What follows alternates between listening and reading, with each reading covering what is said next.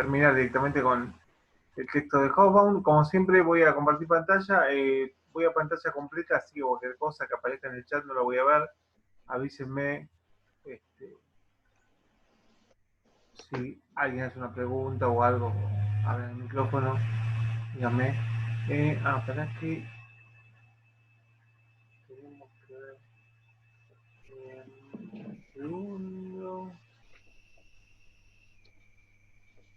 Bien. Bueno, hacia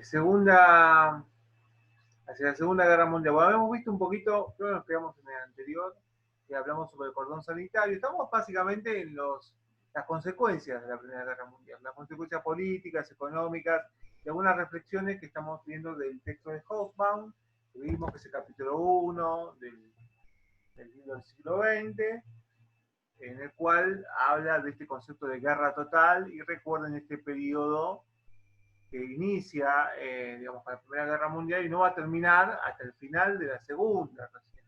Así que algunas referencias y algunas consecuencias, las consecuencias geopolíticas, digamos, también, digamos, la formación de nuevos estados, sobre todo el Imperio Austrohúngaro, que quedó desarmado después de la guerra, justamente el bando perdedor, y bueno, la formación de nuevos estados ahí con Checoslovaquia, con Hungría, con Yugoslavia, digamos, y rearman el mapa europeo, bien, básicamente. Y también esto de la formación de estados tapón, digamos, este cordón sanitario que se formó frente a la revolución bolchevique que había sucedido en la Unión Soviética ya, en realidad a partir de 1922, pero también como para contener a el comunismo, ¿bien? Y no solo hubo un rearme en las naciones europeas, sino también en el Medio Oriente, digamos, también hablando de Irak y todo lo que tuvo que ver con... Igual el texto no se mete mucho ahí, pero bueno, acá en el mapa tenemos algo del mapa. Sí, pero ahí va a decirlo. Muy bien. Bien, pues déjame hacer una observación sobre eso, justamente sobre el mapa, y recomendándoles que se detengan cuando revisen el video en este mapa, porque por el mapa se adelanta en tiempo, eso está en el texto de la revista del siglo XXI que va a presentar la compañera Araceli Rivas, si está por ahí, que justamente aparece ya con nombre de Estado-Nación, Siria, Transjordania, Palestina, Irak. Eso, ¿sí? Aclarar, eso era parte del Imperio Otomano, se estructura el Imperio Otomano, justamente que son de los derrotados, junto con Alemania, con Austria-Hungría, de los derrotados, y lo que se va a crear ahí es el mandato de naciones que se va a encomendar al Reino Unido y a Francia, y que va a terminar posteriormente formando las naciones. Pero eso lo va a explicar la compañera. Pero quiero decir, el mapa no corresponde a la realidad de ese momento, no se está adelantando en tiempo. Lo que sí es interesante, esto de lo que remarcaba también el otro día Fabián, este cordón sanitario y la creación de estas naciones, es lo que plantea Hobsbawm, es esta cosa de lo imposible que quieren hacer los aliados de Estados Unidos. Quiere por un lado poner todo un cordón sanitario para frenar la posibilidad del avance de la revolución socialista encabezada por los soviets de Rusia y la Unión Soviética, que sin duda avanzan luego en el 20 sobre Polonia, pero a la vez quieren reconstruir el mapa europeo, debilitando centralmente a las potencias centrales, Alemania, ¿no? Y también a Austria.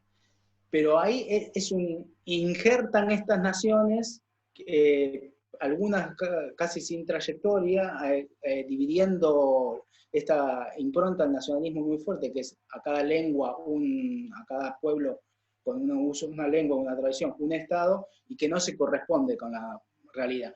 Deténganse en un detalle, ¿sí? Miren justamente Alemania cómo queda dividida en dos, entre Alemania y Prusia Oriental, ¿sí? Ahí con el corredor de Danzig en el medio. Eso va a ser una daga en el corazón nacionalista alemán, y va a ser muy fuerte en el discurso nacionalsocialista, ¿no? Pero no solo, en otros discursos. O el Sudete de Alemania va a quedar en manos de Austria, que también va a ser parte del discurso nacionalsocialista, ¿no? Los alemanes no podemos estar divididos en varias naciones, ese va a ser parte del discurso, ¿no? Esta creación de nuevos estados lleva a la contradicción de querer tener este doble fin que no va a cumplir ninguno de los dos, en definitiva, como vamos a ver con la Segunda Guerra Mundial. Bien, entonces, saliendo ya del mapa y metiéndonos en las definiciones del autor sobre el final del capítulo, estamos ya, después de terminar la Segunda Guerra, ya hacia la Segunda, perdón, después de terminar la Primera Guerra, ya estamos en un proceso que va directamente hacia una Segunda Guerra Mundial, porque la Segunda Guerra Mundial se habría evitado, dice Hobsbawm, si se hubiera restablecido la economía. Sin embargo, la economía mundial se sumergió en una crisis profunda y dramática que instaló en el poder, tanto en Alemania como en Japón, a las fuerzas del militarismo y la extrema derecha, decididas a romper con el status quo mediante el enfrentamiento militar y no mediante el cambio gradual negociado, dice Hobsbawm. Bueno, ya vamos a hablar un poco sobre eso, sobre este proceso que se va a dar, pero claramente esto vamos hacia una nueva guerra. Bueno, en cuanto a la clase obrera, ¿qué podemos definir de lo que dice Eric? Bueno, dice que las guerras modernas masivas, reforzaron el poder de las organizaciones obreras y produjeron una revolución en cuanto a la incorporación de la mujer al trabajo fuera del hogar. La guerra masiva exigía una producción masiva, ¿bien? Hablamos un poco de esto de esta guerra total, que venía de la mano justamente con la producción en serie y la nueva forma de producir las fábricas, ¿no? El armamento y todo esto. Eran necesarios trabajadores para la fábrica, ¿bien? Y bueno, el autor considera que eso reforzó el poder de las organizaciones obreras durante este proceso y seguramente después. Bueno, la economía europea, ¿bien? La economía europea básicamente destruida. La idea de la guerra total, de esta guerra moderna, era que la economía siga funcionando mientras en tiempos de guerra. Durante la Primera Guerra Mundial la economía continuó funcionando justamente como en tiempos de paz. La guerra no impulsó el crecimiento económico de los países europeos. Todo lo que quedó después de la guerra era una vasta industria armamentística imposible de adaptar a otros usos, una población hambrienta, diezmada y una destrucción material generalizada. ¿Bien? Ahí vemos algunas fotos que ilustran justamente los paisajes desoladores, de los muertos, de las mujeres, eso es en Alemania. Son mujeres que están buscando los restos apenas terminó la guerra, carbando ahí unos restos de los campos de batalla. Bien. De otro lado, bueno, del lado de la economía de Estados Unidos, bueno, la guerra obviamente repercutieron favorablemente en la economía de Estados Unidos, ¿bien? Se benefició sobre todo de su alejamiento del escenario de la lucha, ¿bien? No se peleó en Estados Unidos claramente, se peleó en Europa, la destrucción fue ahí. También de su condición de principal arsenal de los aliados y de su capacidad para expandir la producción, ¿bien? Era el arsenal, era la producción y también fue la industria que después abasteció a todo el mercado europeo, por ejemplo, también, aunque otros países también, lo que son materias primas, Argentina también tuvo que ver en eso, pero bueno. Y ahí tenemos una imagen que recrea los locos 20, que va a ser la década en la cual nos vamos a meter en unas clases, y bueno, justamente un proceso también de un crecimiento económico y de épocas como de festejar, y gente tomando tragos y bailando Charleston y todo eso, ¿no? Que va a terminar muy mal para 1930, pero bueno, ya lo hablaremos sobre eso. ¿Qué más? Impacto en la guerra. Bueno, algunos impactos de los que habla Hobsbawm al final. Todos en guerra, bien, las guerras totales se convirtieron en guerras del pueblo, tanto porque la población y la vida civil pasó a ser el blanco lógico de la estrategia, como porque en las guerras democráticas, como en la política democrática, se demonizó naturalmente al adversario para hacer de él un ser odioso, o al menos despreciable. esto me hace acordar después también la idea del enemigo como una otredad odiosa, demoníaca, a la cual hay que destruir. Y ya no hay un ser humano, digamos, ahí de otro lado, es el enemigo. Bueno, esto justamente, y aparte la idea de que toda, digamos, lo que hablamos, creo que lo hablé la vez pasada, de ese concepto de democracia de guerras, todos participan de la guerra por igual, ¿bien? De alguna forma, algunos en el frente de combate, otros en las mujeres en la fábrica, por ejemplo, y toda la población también es víctima, y hablamos de la población civil también, participa porque es víctima de bombardeos, de ataques, bien, cosa que en las guerras anteriores no había sucedido. Claramente, en esta guerra moderna es fundamental. Otra cosa también la impersonalidad, otro de los impactos. Bien, la nueva impersonalidad de la guerra convirtió la muerte y la mutilación en la consecuencia remota de apretar un botón o levantar una palanca. Bien, la tecnología hacía invisibles a sus víctimas, lo cual era imposible cuando las bayonetas reventaban las vísceras de los soldados o cuando estos debían ser encarados en el punto de mira de las armas de fuego. Bien, es una nueva forma de guerra con una nueva tecnología, con justamente la idea de apretar una palanca, apretar un botón y vuelan decenas de seres humanos. Bien, y yo no tengo por qué ver eso. Bien, antes el soldado que iba con una bayoneta se la clavaba al enemigo en el pecho y veía salir la sangre y la víscera del enemigo. Ahora no hace falta directamente. Ahí vemos un piloto tirar una bomba, los bombardeos, digamos, masivos aunque hubo claramente, pero bueno, esos son más bombardeos de la Primera Guerra Mundial. La Segunda Guerra Mundial ya vienen los aviones más grandes, pero bueno, la idea de tirar una bomba, y bueno, eso justamente puede ocasionar una masacre, pero no la veo. No veo la sangre, no veo el enemigo. Sí, seguramente maté un montón de personas, pero hay una impersonalidad que eso es fundamental para entender este tipo de guerra nueva. ¿Bien? Y la actual, ¿no? Porque es el dron que se maneja desde Miami, que tiene una bomba en un casamiento de un grupo afgano. Sí, hoy ya mucho más, claramente, ¿no? Ya desde Miami te manejo el dron. Acá, digamos, un poquito más cerca, pero sin embargo, ese proceso podemos decir que empezó con el tipo de guerra, digamos, la aniquilación y la impersonalidad de la Primera Guerra Mundial. Después también tenemos como consecuencia el destierro y matanza como nunca antes.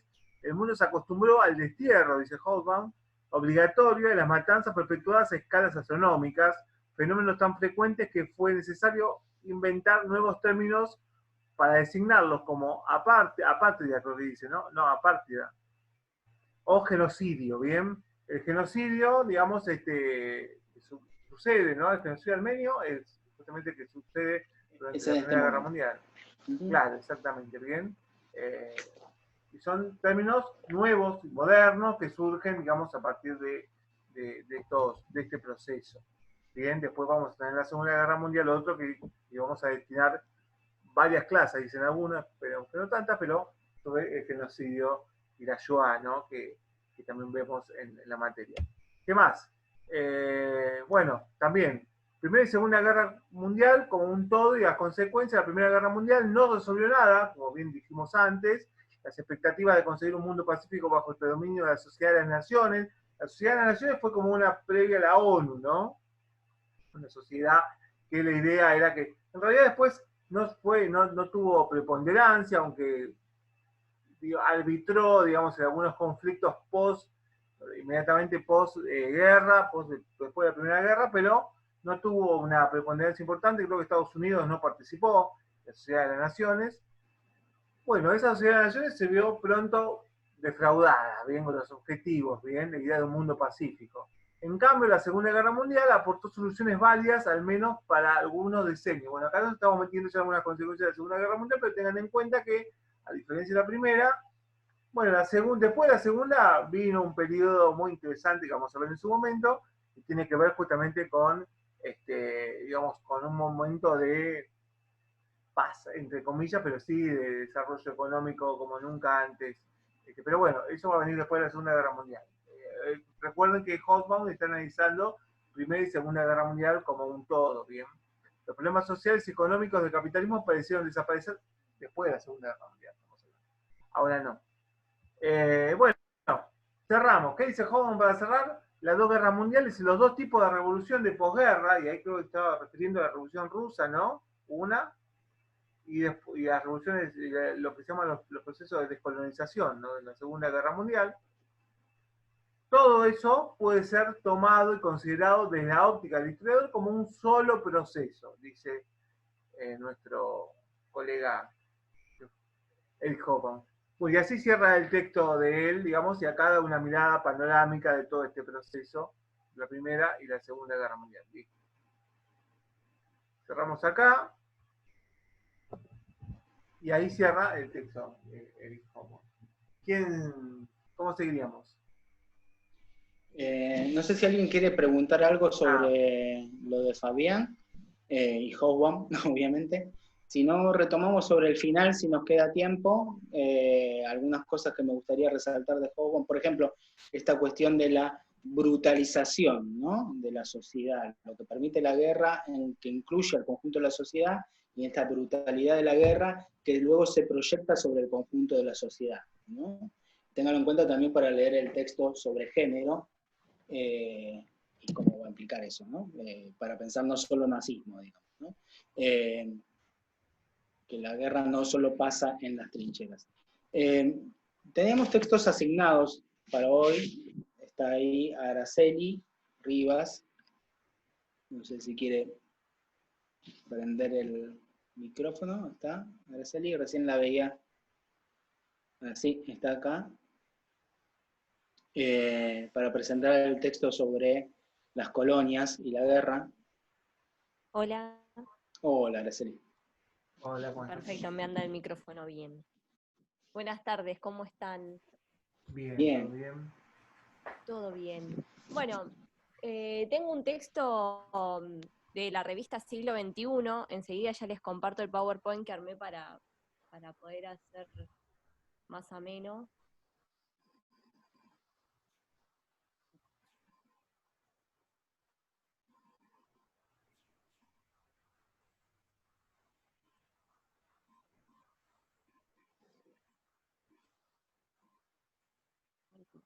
Bueno, tengo un texto de la revista Siglo XXI. Es una revista de divulgación histórica que se empezó a publicar en el 76, en 1976, y justo tengo un número de 1997. Está escrita por tres... ¿Me escucho? Sí, sí, te escucho. Sí, sí. Perfecto. Está escrita por tres autores, por tres historiadores españoles.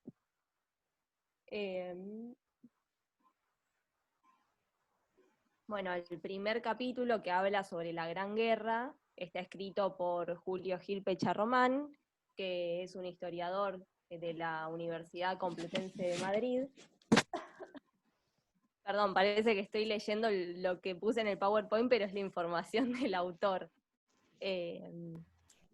Bueno, él escribió más o menos cómo fue el desarrollo de la guerra. Comienza hablándonos de las alianzas, nos repite un poco la información que acabamos de recibir recién de la mano de Fabián, de lo que venía hablando Hobsbawm. Y después tenemos otro capítulo que ya se mete más en lo que es las colonias. Está escrito por Gabriel Cardona, también un historiador español, es ex militar, y él lo que nos va a hablar en este texto es de cómo fue la participación de las colonias en la guerra, tanto africanas, asiáticas, y nos va a hablar un poco también de lo que fueron las colonias en Australia, en Oceanía. Por último, no conseguí foto del autor José Martínez Carrera. Este historiador es africanista, entonces lo que nos va a contar en su apartado de la revista es cuál fue el desenlace de las colonias en cuanto a la guerra, o sea, cómo Sí, cómo es el final de la guerra en cuanto a las colonias.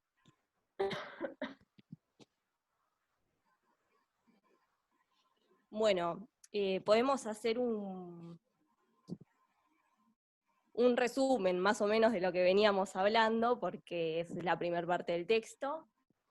Bueno, los conflictos entre los estados mayores, lo que nos va a decir Pecha Román, es que, bueno, la guerra va a tener sus inicios en el siglo anterior. Todo lo que es esta expansión imperialista siempre va a tener sus recelos entre los estados mayores de Europa en cuanto al reparto del mundo o a sus zonas de influencia. Y en su afán de querer tener más zonas de influencia es que van a guerrear.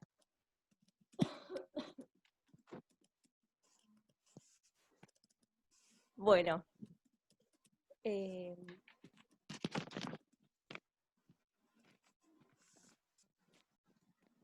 tenemos en un primer momento los conflictos que van a llevar a la guerra van a ser de índole ideológico, lo que nos lleva... No, perdón. Bueno, de índole ideológico vamos a tener el revanchismo francés, por ejemplo, que Francia tiene recelos por haber perdido en la guerra franco-prusiana los sectores de Alsacia y Lorena, porque son zonas mineras que en este momento de industria van a dar frutos económicos. Después tenemos,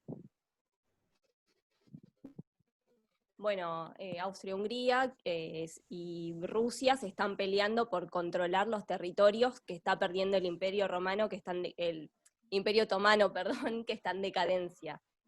Y por último, tenemos la disputa, o mejor dicho, el resentimiento que le queda a Alemania por no haber recibido bastantes territorios en África o por haber llegado tarde a ese reparto. Bueno, por otro lado tenemos el crecimiento del movimiento obrero, porque esta guerra no solo va a ser por conflictos económicos entre las grandes potencias, sino que también están perdiendo como ese control de los obreros.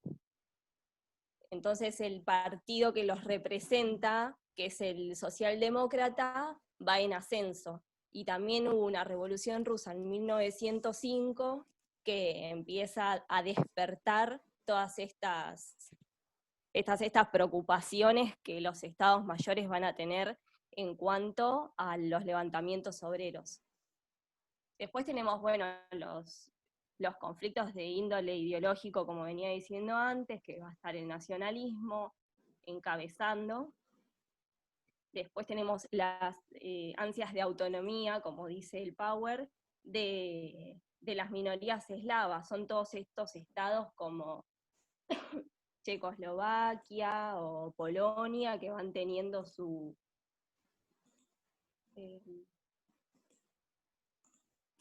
van teniendo sus sentidos nacionalistas, están tomando conciencia de su nación.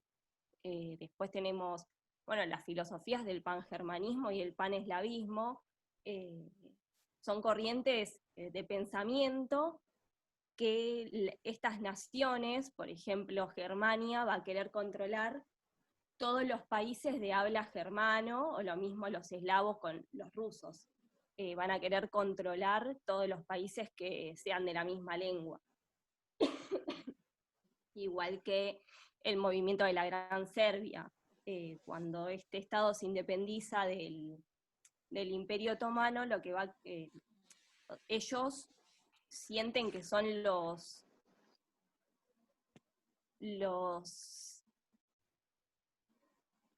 no me sale la palabra, como los encargados de llevar a unir toda esa región, que al mismo tiempo quería arrebatarles territorios al Imperio Austrohúngaro, entonces también hay un resentimiento entre estas dos naciones. Araceli, disculpa que te Bueno, la moleste. conformación de las alianzas, también eso lo estuvo hablando un poco Fabián. Tenemos a la Triple Alianza, formada por los imperios centrales, que son Austria-Hungría y... Hola, Araceli, ¿me Araceli. escuchás? Sí, Ahí está. sí. Sí, te hago una sugerencia por el tema de tiempo y tal vez porque no quedó claro que fue tal vez un error nuestro en el cronograma. Específicamente lo que buscábamos con este texto es apuntar a lo que no ve el texto de Hogan y los demás que se centran en Europa, es que nos cuentes un poco qué es lo que pasó en las colonias, justamente, el texto que comentabas de este historiador. Perfecto, entonces avanzamos. Bueno, tenemos acá el Frente Extraeuropeo. Podemos empezar a hablar de eso. Perdón. Lo que nos plantea el autor es que de esto nos empieza a hablar un poco Pecha Román antes del texto de Correa, que habla un poco más. Lo que nos dice es que la entrada de Japón a la guerra va a empezar a traer los conflictos con sus propios aliados, porque ellos, además de Alemania, Estados Unidos, Gran Bretaña y Francia tenían también posesiones en el Pacífico. Entonces que Japón empiece a crecer como potencia en ese lado y que empiece a tener influencia en China iba a provocar que estos estados europeos pierdan sus posesiones y bueno, lo que conlleva, ¿no? La pérdida de...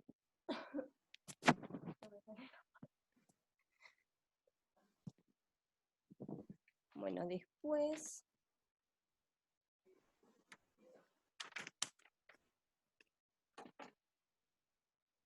Bueno, por otro lado tenemos a las colonias africanas. Los imperios centrales no tienen grandes colonias en África, por esto que estábamos diciendo antes, que Alemania llegó tarde al reparto de África. El problema que les trae es que sus colonias son pocas, las habita poca gente y están separadas unas de las otras. Entonces no pueden proveerle ayuda ni económica ni humana. Y además de que son débiles, no se pueden defender y las pierden rápido. Por otra parte, tenemos al Imperio Otomano en decadencia en Asia. Y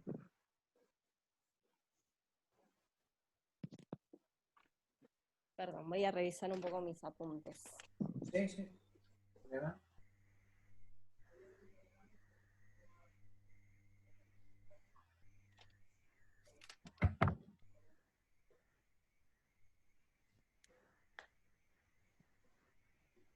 Bueno, es básicamente lo mismo. El Imperio Otomano, que está en decadencia, está por perder sus territorios. Los que están alineados también con los imperios centrales y el que los aliados tengan el control de estos territorios va a ahogar todavía más a la economía de los imperios centrales, que para este momento de la guerra, ya relacionado con la guerra total, ya no tienen...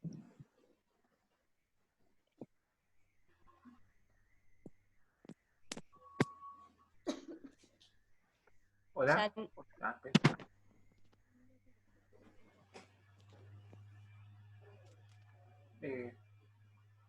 ¿Todo bien? ¿Se escucha? ¿Araceli? Sí, hola. Están, bueno, que los imperios centrales están ahogados económicamente y no están recibiendo ayuda de ningún lado porque tampoco tienen de dónde. Y bueno, lo que va a pasar más adelante,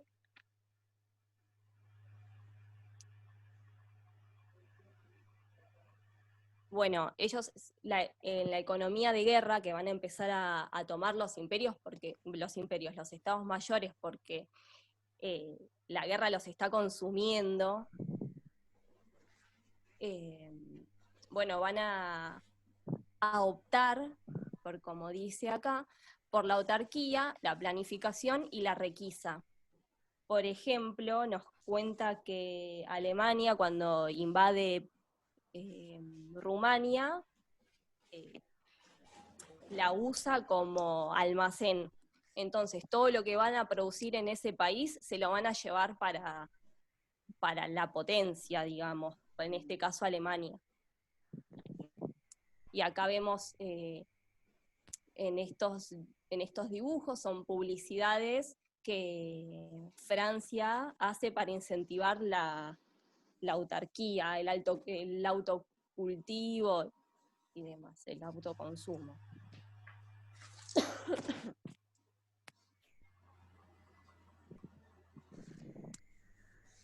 Bueno, pasando al último autor, lo que nos va a decir es que para cuando termina la guerra, ya el imperialismo no está bien visto, porque está en contradicción con las causas de la guerra. O sea, porque los europeos dicen que la guerra se está llevando a cabo por la libertad, la democracia, la autodeterminación de los pueblos y demás. Entonces, el tener colonias entra en conflicto con todos estos postulados, digamos. Entonces, ¿qué van a hacer? En consecuencia con las cartas que escribe el presidente Wilson norteamericano, que pide la autodeterminación de los pueblos y que él apela a la autodeterminación de estas nuevas naciones pequeñas que están naciendo, la Sociedad de Naciones, que es la organización que surge análoga a la ONU de hoy en día, después de la Primera Guerra Mundial, van a formar los mandatos. Acá tenemos una foto de Jan Smuts, que es un estadista sudafricano, que es quien va a llevar a cabo estas ideas propuestas por Wilson. Bueno, los mandatos serían básicamente colonias del nuevo siglo, digamos. Estos mandatos los dividieron en tres secciones. Tenemos los mandatos de tipo A, que van a ser los de Asia. Estos mandatos son los más cercanos a la autodeterminación. El Tratado de Versalles nos los indica como los que están más desarrollados por haber pertenecido al Imperio Otomano y que tienen una organización social más grande, que pueden llegar más rápido a la autodeterminación. Por eso mismo, solamente van a estar aconsejados por los estados mayores de Europa para poder llegar a gobernarse por sí mismos. Por ejemplo, lo que nos cuenta es cómo Inglaterra apoya a Irak en su independencia porque tiene intereses económicos. Entonces, a diferencia de lo que había hecho el siglo anterior, lo que va a hacer es, en vez de prevalecer por sus intereses políticos de colonialismo, perdón, se me salió el PowerPoint. Estamos. Va a prevalecer sus intereses económicos por la explotación de petróleo de la zona. entonces va a apoyar a Irak, por ejemplo, en su independencia, y va a sustituir este mandato por un pacto anglo-iraquí para ser beneficiados en los tratados de explotación de esa materia prima. Después vamos a tener los mandatos de tipo B, que son los estados africanos, que no los plantean como tan desarrollados como los de Asia, por lo tanto van a permanecer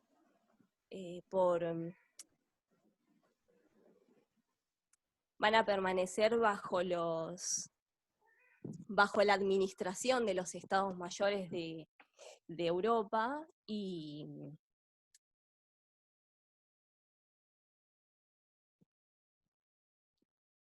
van a permanecer bajo su control, bajo su administración, hasta que puedan hacerse cargo de su propio devenir, digamos. Y después vamos a tener los mandatos de tipo C, que van a ser los del Pacífico. Estos mandatos los clasifica como imposibles de llegar a su autodeterminación, porque son lejanos del continente, están poco poblados, sus poblaciones no son civilizadas, y el territorio no es apto para llevar a cabo algún tipo de economía, por lo cual tienen que seguir bajo la administración de los estados que sean capaces de gobernarlos, que serían los estados europeos. ¿Me dejas hacer una observación, Araceli? Sí, por favor. Vean estos diferentes 3 tipos de estatus, ¿sí? Se corresponden claramente a una idea evolutiva de progreso, ¿no? De escalas de progreso y nivel de civilizatorio de cada una de las sociedades no europeas en comparación con una Europa. Fíjense la contradicción, ¿no? Porque justamente uno de lo interesante que tiene la Primera Guerra Mundial, que se hizo a favor del imperialismo, pero va a poner en evidencia, va a poner en crisis el mandato imperial. Porque, ¿cuál era el justificativo de tener imperios? Que Europa llevaba al progreso a las demás civilizaciones. ¿Cuál es el progreso que ve que es Europa? O sea, los pueblos, pónganse desde el punto de vista de un indio, de un egipcio, de un palestino o de un vietnamita. ¿Qué ve de Europa? Que decía, nosotros somos la civilización del progreso. Ve la carnicería, ve la destrucción. ¿Eso es el progreso? ¿A eso nos quieren llevar? Bueno, el mandato, digamos, el mandato civilizatorio va a ponerse en crisis. Lo que no se pone en crisis todavía es el poder de los imperios, ¿sí? Entre otras cosas porque había todavía una debilidad de los movimientos nacionalistas, y donde había, por ejemplo, en India, con el Congreso Nacional Indio, no se movieron mucho, la verdad, digamos, no hubo mucha actividad de estos nacionalistas, estuvieron más que nada plegados y fueron partícipes del esfuerzo de guerra a favor de sus potencias y sus metrópolis.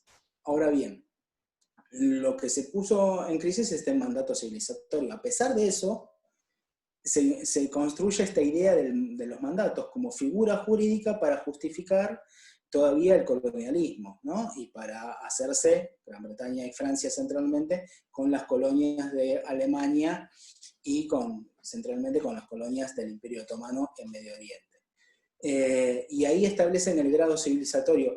¿Cuál era el mandato? El mandato es, yo, Europa, tengo la responsabilidad de llevarte a vos, pequeño infante sirio, todavía en etapa de desarrollo, a que con mi educación y con mi rectitud, con mi guía, te llevo hacia la sala del progreso. Lo interesante es justamente que estos mandatos lo que van a reforzar es el colonialismo, van a ser la cuna también del nacionalismo árabe, por ejemplo, y a veces de nacionalismos ligados al socialismo o al comunismo, porque, por ejemplo, como Indochina, ¿no? Contra los franceses. cómo se le va a dar vuelta la taba, digamos, de cara a lo que va a ser el escenario, parte del escenario conflictivo de la Segunda Guerra Mundial y sobre todo de la posguerra, de la Segunda posguerra. Eso quería resaltar, ¿no? Esta idea de responsabilidad internacional que rompía el estatus colonial, pero a la vez seguía con esta idea de la tutela internacional de los aún no capacitados, ¿no? Perdón, Alice. No, por favor. Sí, trata de esto. La verdad es que no tengo nada más para agregar porque a grandes rasgos trata de esto, los textos que nos traen estos autores. Perfecto. Te agrego una cosita yo. Sí. Te agrego, digamos, justamente, ¿por qué los mandatos? Porque en la contradicción de haberse introducido Estados Unidos en la guerra, impone su política como potencia, ¿no? Con todos sus recursos que vuelca del lado de los aliados y es determinante a favor de ellos en la guerra, y impone los 14 puntos de Wilson, que el quinto punto es este de autodeterminación de los pueblos, e impone esta idea de la sociedad de las naciones, y termina imponiendo un Versalles no tan a la idea francesa, que era destruir y arrasar con Alemania, que no quede nada de Alemania, mantiene un poco ahí el status quo de Alemania, aunque muy desventajosamente ahora, como lo vamos a ver. Pero centralmente es que le impone los mandatos, pero Estados Unidos se retira. Y esto es una consecuencia, me adelanto a las consecuencias que habla Sabri, digamos, para compensar un poco lo que decía Fabián, porque la potencia europea, la potencia estadounidense, que se introduce tan fuerte en la Segunda Guerra Mundial, en el periodo de paz se retira, porque Estados Unidos va a vivir contradictoriamente, y hoy lo vemos en el gobierno de Trump, esta contradicción permanente entre asumir la hegemonía mundial o ser proteccionista, aislacionista, en el sentido de América para los americanos y el Pacífico, ¿no? Y después no intervengo, ¿no? Entonces, ese conflicto que todavía van a tener, que recién a partir del 45 se va a resolver, que vuelve a aparecer sorprendentemente ahora, en este momento está todavía latente, ¿no? Y deja ese vacío. Por eso Juan habla del irresuelto, de la paz de Versalles del 14, ¿no? Y justamente ese vacío se va a demostrar en las colonias con la intromisión, por ejemplo, donde no hay mandatos, donde aparece Japón, ¿no? Japón se va a quedar con las posesiones alemanas en el Pacífico. Japón directamente va a avanzar mirando a China con ese militarismo expansionista que va a estimular justamente esta pequeña participación en la guerra, con este imperialismo en el Pacífico y sobre las islas y los archipiélagos que ya se proyectan sobre Francia y Gran Bretaña. Digo, este texto no es un texto central dentro de la materia, pero sí nos adelanta el escenario de disputa por cómo continuar con el reparto imperialista sobre los demás territorios que no termina de resolver en la Primera Guerra Mundial, ¿no?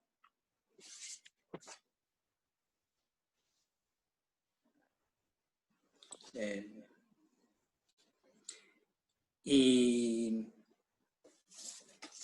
me gustaría meterme con el acuerdo Sykes-Picot, toda la intervención de Gran Bretaña en Medio Oriente, pero eso es cosa para otro tema cuando veamos Palestina, si llegamos a ver la situación de Medio Oriente. No sé si Araceli, ¿terminaste tu exposición? Sí. Genial. Y el compañero que preparó, sí, Gustavo Zarza, no sé si está. Sí, acá estoy. Perfecto. ¿Me escuchás? Sí. Perfecto. Bueno, Howard Zinn, a ver, yo también hice una diapositiva que ahí la voy a compartir. Bueno, Howard Zinn es un historiador norteamericano. muchos de nosotros lo debemos conocer por... A ver, ahí está. Muchos de nosotros lo debemos conocer por el libro La otra historia de los Estados Unidos, el ¿Se que... conoce? Pregunta de curioso, ¿eh? ¿Se conoce en el Joaquín, en el texto? Nosotros lo leímos para varias materias, un grupo de compañeros. Pensamiento económico, historia americana, distintos apartados incluso. Yo pensé que por ahí no se leía, Bueno. como no tenemos historia de Estados Unidos en la carrera, pensé que por ahí. Yo no Claro, había leído. nosotros usamos para el proceso de independencia, para diferenciarlo incluso del modelo hispanoamericano. Claro. Pero bueno, Sin es profesor en la Universidad de Boston y centra el desarrollo de la historia de Estados Unidos en la lucha de clases. Y eso mismo va a ser en este libro. La teoría del autor es que Estados Unidos va a entrar a la Primera Guerra Mundial para ocultar la lucha y el enfrentamiento de clases que se estaba dando a principios de siglo, a través de una crisis económica que estaba atravesando Estados Unidos y el auge del capitalismo y las desigualdades que esto traía, los movimientos socialistas y sindicalistas que se estaban formando.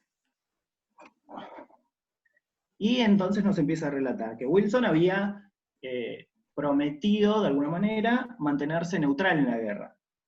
Pero esa neutralidad tenía algunos asteriscos. Por ejemplo, que le enviaba alimentos a los aliados. Alimentos, y se va a descubrir, mientras tanto, también municiones y artículos y armas para la guerra. Bueno, esto se descubre a través de dos hundimientos que hay de estos barcos que llevaban municiones, que son el Lusitania en 1915 y el Sussex en 1916, en el que, bueno, Estados Unidos se queja diciendo, hundieron un barco mercante en el que había población norteamericana, como siempre, había población norteamericana, nosotros vamos a defenderlo, pero en realidad lo que llevaba era provisiones para los países aliados, provisiones que eran armas, no solo alimentos.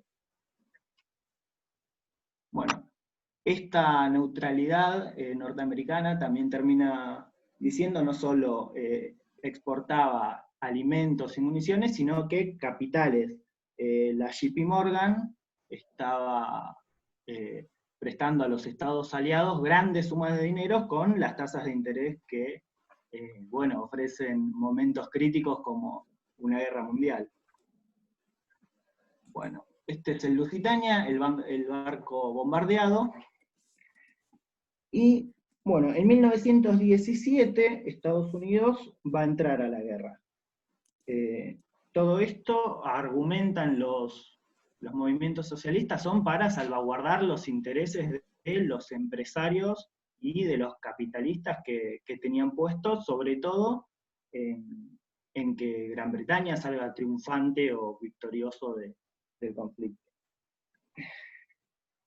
Bueno, la población lo que hace es mostrar que no quería participar, que no querían participar de una guerra que no sentían propia, que no les pertenecía, porque el pueblo no se veía beneficiado para nada de los intereses que iba a defender el gobierno estadounidense.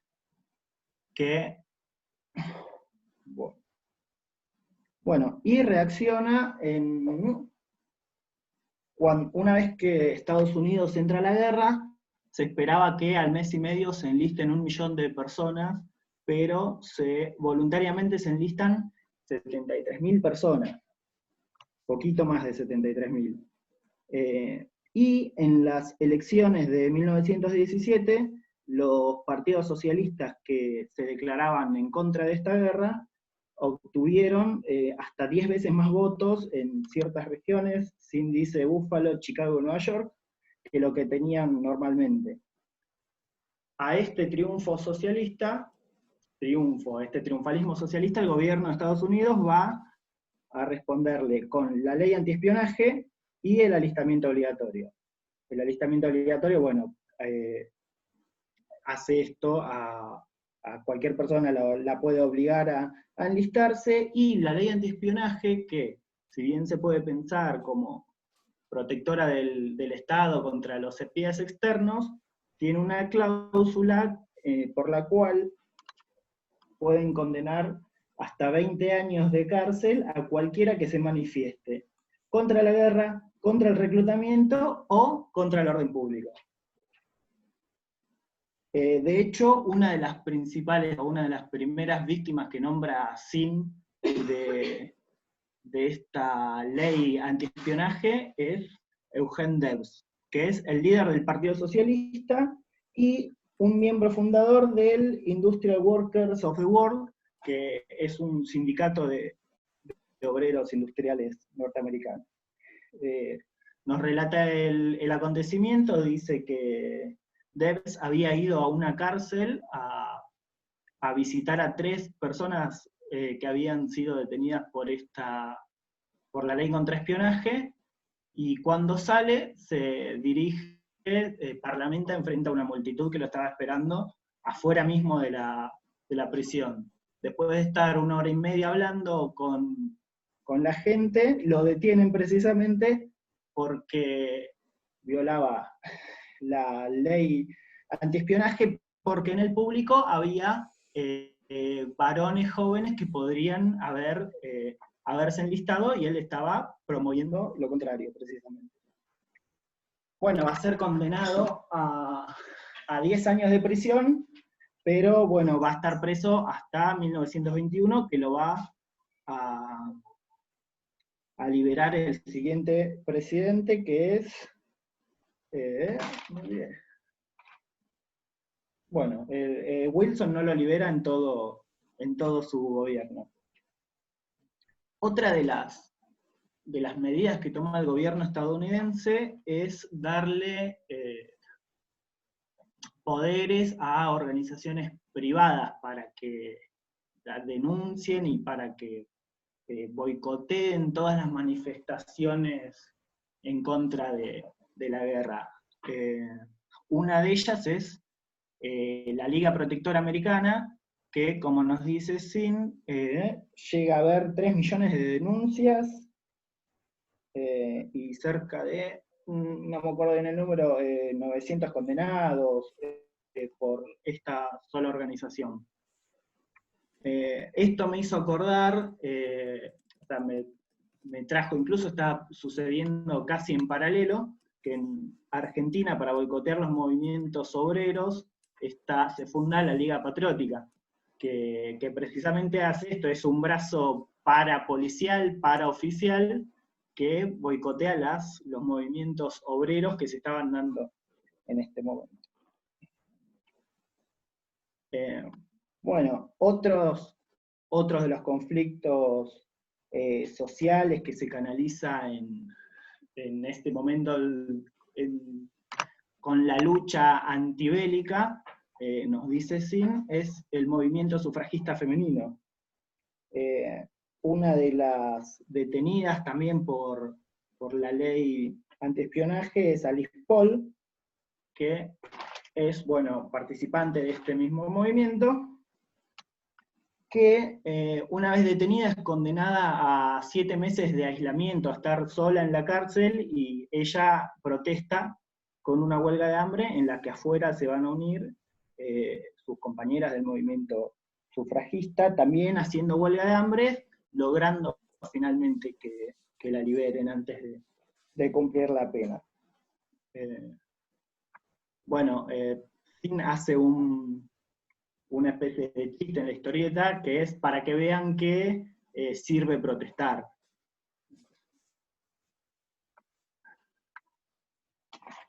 Bueno, y por último, el último ejemplo que él nos da es el de Emma Goldman, que fundó la Liga de No Reclutamiento, que, bueno, precisamente fomentaba que los hombres se escondan o huyan del reclutamiento obligatorio.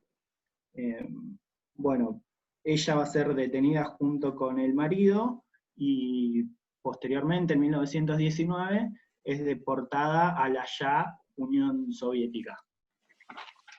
Sin como que tiene un enamoramiento de este personaje de Emma Goldman, porque va a ser posteriormente una obra de teatro dedicada a la vida de Emma Goldman.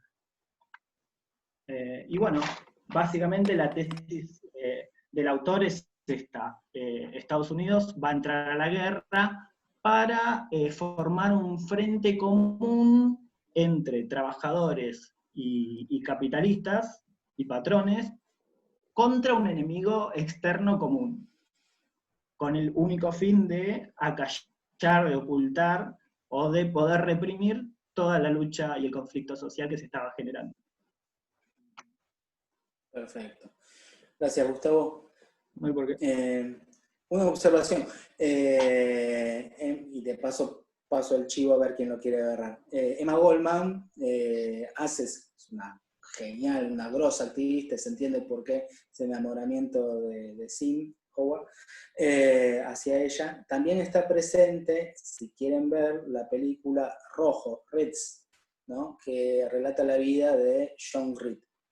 ¿Y por qué traigo esto a colación? Porque ya nos acercamos a la clase de la Revolución Rusa, a la cual le propongo que el que quiera preparar el texto, el grandioso, glorioso y entretenido y fácil texto de John Reed, que lo usamos como fuente de esa clase, que diga que como viendo, me escribe y lo trabajamos para esa clase. Es lo único para repartir hasta el fin del cuatrimestre. Dos observaciones sobre el texto de Howard Zinn. Una, me adelanté, pero un poco decía esto, ¿no? Del aislamiento de Estados Unidos, la no participación en esta guerra. Se entiende que también la poca conscripción que hay cuando Estados Unidos entra a la guerra es porque justamente ya se ven y se propagandiza y se conocen las consecuencias de la guerra entre la población estadounidense. Y esto es muy importante porque también está presente en los otros textos y lo resalta Howard.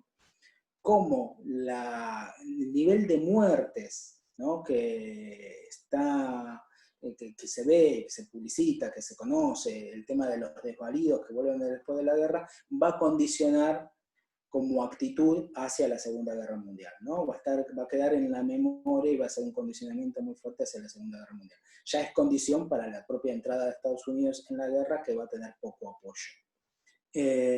Y esto es interesante porque esta idea aislacionista, que es falsa a la vez, porque Estados Unidos, como nosotros, de aislacionistas, de neutrales, tuvimos poco en la guerra. O sea, en realidad estuvimos neutrales porque Gran Bretaña quiso que estemos neutrales para poder proveerle de alimentos y materias primas. Y Estados Unidos hasta ese momento también, ¿no? ¿Cómo se llama? Esta actitud hacia el 39 también va a ser condicionante, digamos, en el sentido de que va a estar presente en la memoria este debate todavía de no intervengamos en guerras que no son propias. Porque Estados Unidos tiene en su mentalidad, en su ADN, haber roto con el pasado europeo y no depender de ninguna relación con Europa, digamos. Ve el pasado europeo, ve a Europa como algo que no quiere repetir, porque es la tierra de la libertad versus la tierra de los grandes reinos antiguos, opresores, etc. Entonces no quiere ideológicamente participar en eso. Y esto es todo un tema, porque una cosa es una guerra imperialista en la Primera Guerra Mundial, y otra cosa es una guerra ideológica contra el nazismo, y una guerra de actitudes políticas, ¿no? Hacia lo que significaba el nazismo, ¿no?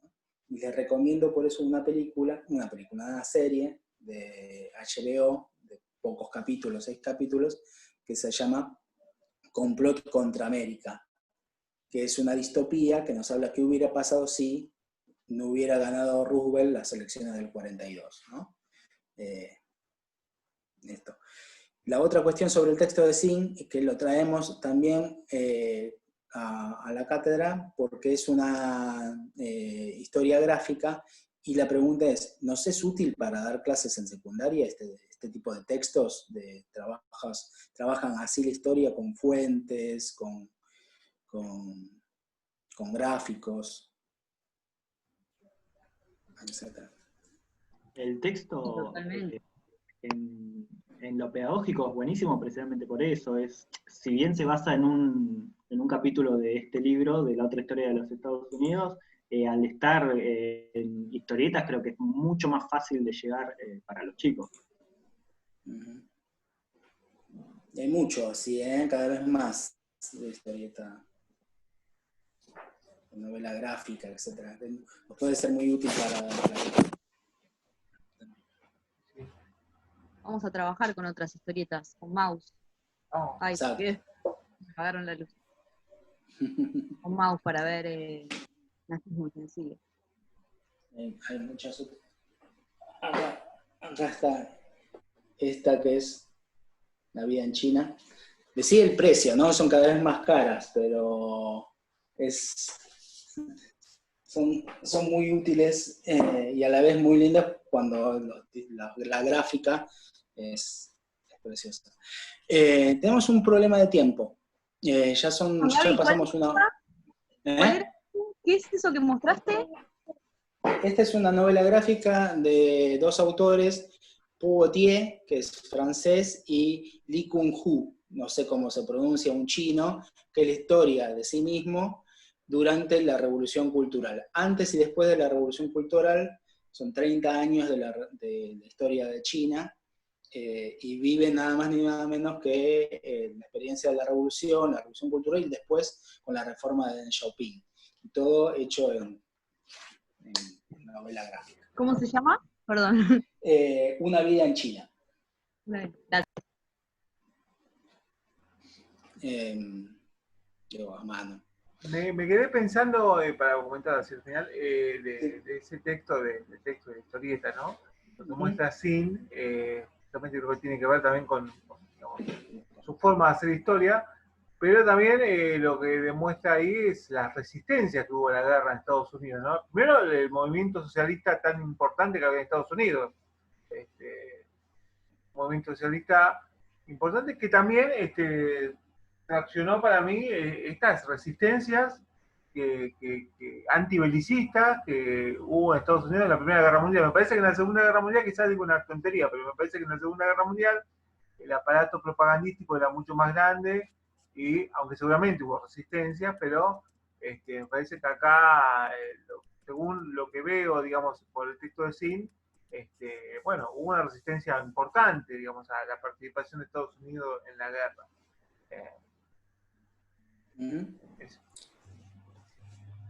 Y sí, ¿no? Y cómo se lo reprimió, ¿no? 10 años de cárcel para nada más ni nada menos, ¿no? Y hace la comparación ahí como estas leyes antiterroristas con las leyes del 11 de septiembre, o así, ¿no? O sea, no olvidemos los mártires de Chicago, todo el nivel de justicia, no son... Bueno, decía, teníamos un problema de tiempo, nos quedan dos textos, el de Thebaud y Asa Brigg, y Clavin, que es ya mirando las consecuencias de la guerra. Le queremos, propuesta es robarle tiempo a la clase que viene de martes de la Revolución Rusa, Ezequiel, te estoy avisando, para trabajar esto que está relacionado, ¿no? Ver la Revolución Rusa también en la clave de su surgimiento en medio de la Primera Guerra Mundial. Gastón está diciendo, es extraño igualmente que Estados Unidos tenía gran número de inmigrantes que no se hayan adherido más a la guerra, ¿no? Capaz le estoy pifiando. No. Justamente Estados Unidos vendió a sí mismo y le vendía a la inmigración de Estados Unidos, venía a Estados Unidos a ser un hombre nuevo. O sea, a abandonar tu pasado, a ser parte del melting pot de la ensalada de Estados Unidos, y crear tu propia vida, digamos, o abandonar el pasado. El conflicto sí, más presente, va a estar durante la Segunda Guerra Mundial. ahí sí. Ahí las comunidades van a estar trabajando mucho más presentes, sobre todo la italiana y la alemana. ¿Sí? Y con la inmigración creciente ya que provoca el ascenso del nazismo antes de la guerra, sobre todo de inmigrantes judíos, europeos judíos, ¿no? También. Así que la propuesta es, no sé si está por ahí Miguel Montaño, no lo veo. Sí, estoy. Ah, perfecto. Hola. Sí, la propuesta es que trabajemos para el martes que viene, si no te molesta el texto. ¿Puede ser? No hay problema, dale. Genial. Bueno, esto por ahora. Es el texto de Tibau. Sí. Fíjate que hubo un cambio en la cantidad de páginas. No sé si estuviste siguiendo el Facebook. Sí, no, un compañero me reenvió un mail y me bien, con bien. la... Perfecto. Ahora lo redujimos, vimos que era muy extenso. O lo ampliaron. Les avisamos a todos, de paso.